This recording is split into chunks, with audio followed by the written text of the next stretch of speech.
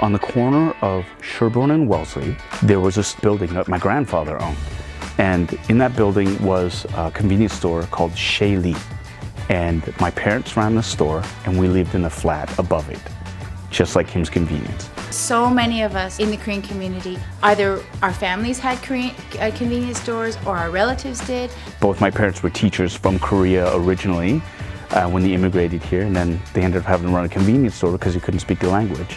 It's a family, right? Like when you're in a community, especially a small one, people go to that convenience store not because of pricing or they're like, oh, it's cheap there, but because the people who work there. They were businesses that people could run as a couple because they're businesses that they could run regardless of language barriers. There's a Korean Business Association, so there was already an infrastructure and a network to help Korean families who were coming to Canada. My uncle lives in LA.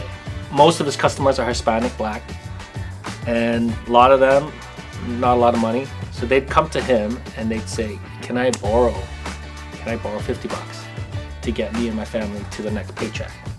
And then the LA riots hit, and the Korean convenience store, the liquor stores, they got hit hard.